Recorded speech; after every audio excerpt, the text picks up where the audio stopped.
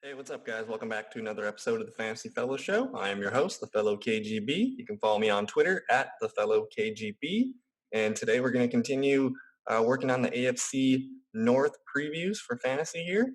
I already covered the Ravens and the Bengals, so if you haven't checked those out, please do. If you're watching on YouTube, don't forget to like, comment, and subscribe to the channel. We're trying to grow this new channel I started here.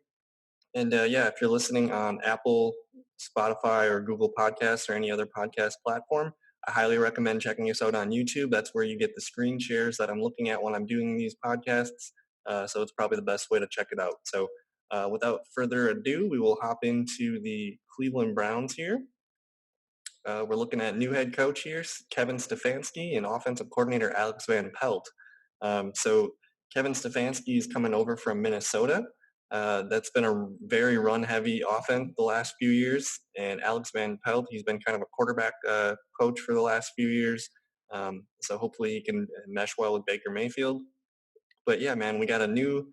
I feel bad for these Browns. They got a lot of new coaches the last few years. So 3 years, three different coaches. So Kevin Stefanski's in from Minnesota. If we take a look quick at what Minnesota did last year as an offense with Kevin Stefanski calling the plays, they threw for about 466 passing attempts. They rushed 476 times, almost 6,000 yards of offense, and then the total touchdowns between the groups were 45 touchdowns. So I'm looking at this Minnesota offense last year as a mold for this year's Cleveland Browns. I think the pass attempts are going to stay, maybe around 500 or so, and we're going to see again, a good amount of rushing attempts somewhere in the mid 400s. So if we go quick here to the Cleveland Brown page, we see last year this team threw the ball 539 times. They rushed 393. And they only ran 932 plays. This is a very dysfunctional offense, not very efficient. Odell was not healthy.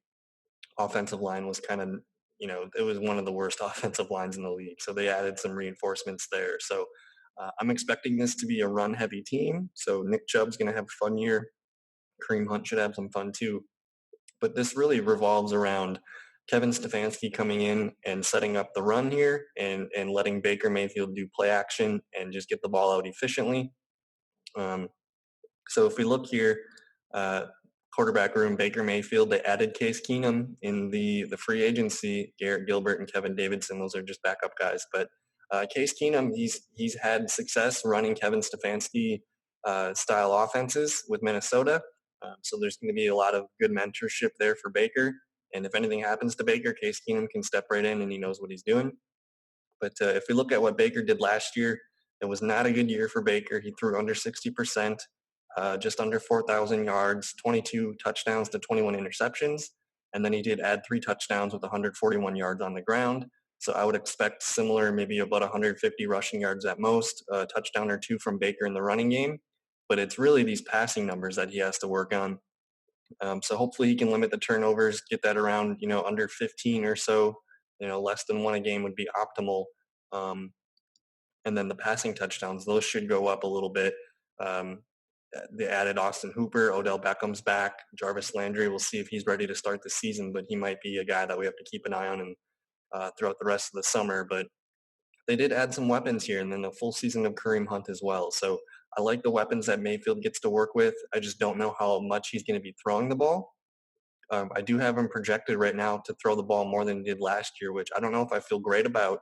But I have Baker improving on pass attempts. I have him improving on completion percentage, yards, and yards per attempt. I got him throwing 27 touchdowns and 16 picks, and then adding a couple stats here in the rushing column with 145 yards and 2 touchdowns. So, but yeah, this team, man, Kevin Stefanski wants to run the ball, and he's got one of the best pure running backs in the game in Nick Chubb, who we see ran for almost 300 rushing attempts last year, almost 1,500 yards, about 5 yards carry, and 8 touchdowns. And then Nick Chubb was a capable receiver too. He had 36 catches on 49 targets and almost 300 yards receiving. So Nick Chubb got a lot of opportunity last year, a lot of yards. But the concerning thing with Nick Chubb is that last year down the stretch, Kareem Hunt entered the mix and started to take away some of his upside.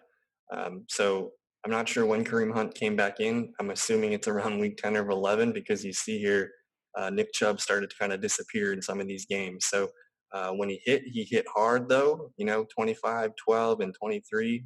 12's not that good, but um, I mean, the man, he's still one of the best running backs in the league, but he had most of his stats coming early in the season. So if we look and see when Kareem Hunt entered the mix, he had 8 games last year. It was week 10, and I think Kareem Hunt was the more consistent uh, PPR option in that rest of the season. So Nick Chubb, man, he's a very polarizing player because some people, they love how great of a runner he is, but we're unsure if Kareem Hunt is going to come in and steal some of his thunder. I mean, Kareem Hunt's definitely going to get a lot of passing work, and he's going to probably get 6 to 8, maybe 10 carries a game if he's working hard. Um, so yeah, I don't know what to do with Nick Chubb right now. I think they're going to give him the ball as much as he can handle, and we'll see what happens there. So I still have Nick Chubb as an RB1 this year, but I don't know if I would feel comfortable taking him with my first round pick. He looks better as a second pick. Definitely, if you can get Nick Chubb as your RB2, that's where it's at. I'm pretty excited if I do that. But Nick Chubb last year in a standard league was RB6.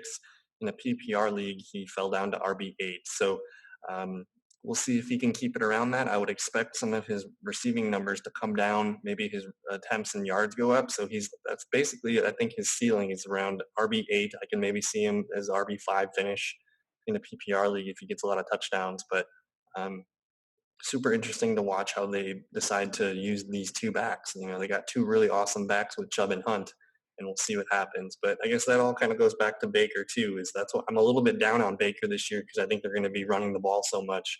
But Baker still has the opportunity to improve on a lot of his stats. But this offense is all about the running backs.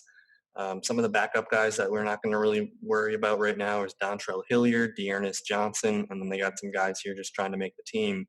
But it's Chubb and Hunt, probably the best 1-2 tandem in the league right now. And then the thing about the running game is they added some big stuff in the offensive line here, drafting offensive tackle out of Alabama, Jedrick Wills. They added a center here in the 5th round too. But the big free agency move that they made was getting Jack Conklin out of Tennessee, the tackle there. So their bookends are ready to go, and the interior offensive line is still pretty decent. So I'm expecting a much improved offensive line this year. That's going to help Baker. That's going to help the run game. It's just going to help everything in general. So the Browns will be a better team this year than last year. I'm just wondering if this is more of a Minnesota Viking style offense. It's really similar. Baker Mayfield could be a Kirk Cousins efficient guy that's got the deep ball going, and then Nick Chubb can be your Dalvin Cook. Um, Kareem Hunt, they didn't really have a style for Kareem Hunt in Minnesota. Maybe Jerick McKinnon a few years back, but um, they're going to pound the ball with those two. And then the receivers with Odell and Jarvis Landry, that's pretty much Adam Thielen and Stephon Diggs. And then you got the tight ends with Austin Hooper and David Njoku. That's Kyle Rudolph, Herb Smith. So I think Minnesota comparison is very real to look at how this team's set up and how they want to move the ball. It's very similar. So looking at the receivers here, again, it's Odell Beckham, Jarvis Landry, Rashard Higgins. I don't really know what's going to happen after that, but they did sign Taywan Taylor. They drafted Donovan Peoples-Jones out of Michigan. Kadarius Hodge is back. Damian Ratley's back. Jamon Moore, DJ Montgomery, JoJo Nets, and Tony Brown and Jamarcus Bradley. But as far as backups go, it's going to be Taywan Taylor making the team, rookie Donovan Peoples-Jones, and then we'll see if Kadarius Hodge, Damian Ratley, any of these guys can impress down here. They did spend a 6th round pick here on Donovan Peoples-Jones. So he's going to make the team. We'll see what he can do in the preseason. Definitely a name to keep an eye on. But yeah, this is all about Odell Beckham and Jarvis Landry. The thing about Jarvis Landry is he had that surgery, and let me see if I can find that real quick. He had some off-season surgery, and he's a question mark to be ready for the start of the season. So he had an injured hip, and it nagged him all last season. So we'll see if you really got to keep an eye on Jarvis Landry's progress this summer because, we see last year he blew it up with 83 catches, 138 yards, and almost 1,200 receiving yards. I think that was 138 targets. Um, I mean, that's a big part of the offense. And if he's not ready to go right away, that might mean Odell Beckham, Austin Hooper, Kareem Hunt. These guys all get a boost to start the year. Because it takes a while. I mean, a hip injury is a big deal for a receiver. I don't know if we're going to see Jarvis Landry 100% all year.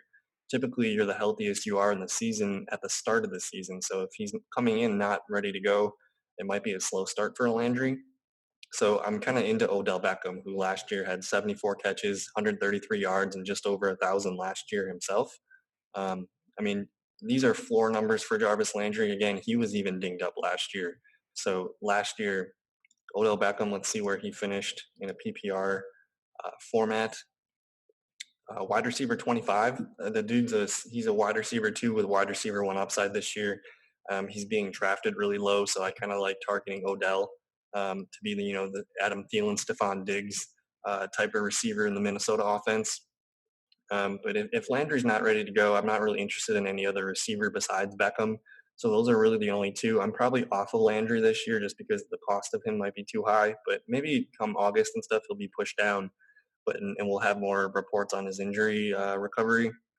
But I think I'm into Beckham right now at ADP, and then we'll see if any of these other receivers. I mean, Rashard Higgins is a good receiver. I just don't know if he's going to be useful for fantasy. So outside of Odell, Landry, and Kareem Hunt in the passing game, we're going to see the tight ends here. And the big signing was Austin Hooper. They still have David Njoku. They drafted Harrison Bryant, and then they got a couple other guys here trying to make the team. But Harrison Bryant, talented tight end out of Florida Atlantic, fourth round pick here. He's a fun guy to keep an eye on.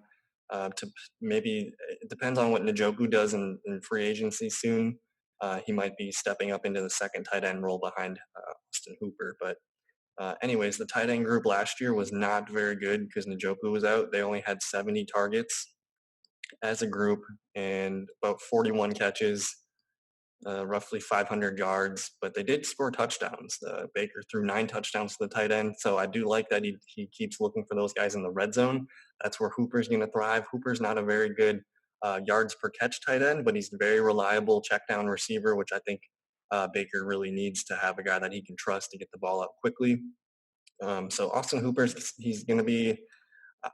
When I did my projections, Hooper ended up really low on my tight end list because I think there's just a lot of guys that are going to catch 60 balls for 600-700 yards and 5 or 6 touchdowns. So he kind of gets lost in my tight end rankings, but he should still be, especially if Landry's deciding to take it easy to start the year.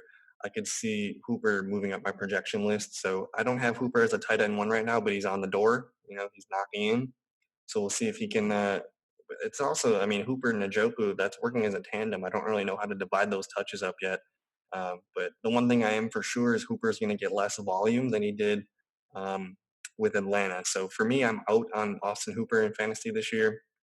If I'm drafting any Cleveland Brown, it's going to be Chubb, it's going to be Hunt, it's going to be Odell Beckham. So those are my dudes this year for the Cleveland Browns. And again, like they made some significant improvements to this team. Offensive line here in the draft, Grant Delpit out of LSU, safety, Jordan Elliott, defensive tackle here. Jacob Phillips is a quality player from LSU at linebacker. So the Browns had a really, really good draft. I love this draft. So that injecting youth into the team. And then we look at the offseason additions here. It's a huge list, starting with Austin Hooper, getting Case Keenum, Jack Conklin, Andy Janovich from Denver, signing Adrian Claiborne, Andrew Billings, B.J. Goodson, Kevin Johnson, and a couple safeties here.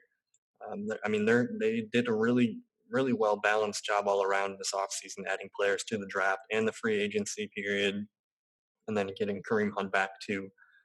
So I'm excited for the Browns. I don't really know how the passing game is going to work. As we saw, the Minnesota Vikings, they're kind of a conservative passing unit. They're going to work in play action. They're going to take simple, safe throws. So if anything, it's going to be a highly concentrated offense to Odell Beckham, to Austin Hooper, and players like that. But again, it's all about the running backs here and working off that from Baker. So Yeah, I don't know. The Browns will be better this year. We just don't know how much. It's a tough division with the Steelers and the Ravens, and the Bengals much improved. So we'll see if they can sneak into the playoffs here. I don't know if they can win the division because the Ravens are so, I mean, they're the Ravens. So that's going to be fun to watch how this AFC North breaks down. But that's going to do it for today's video.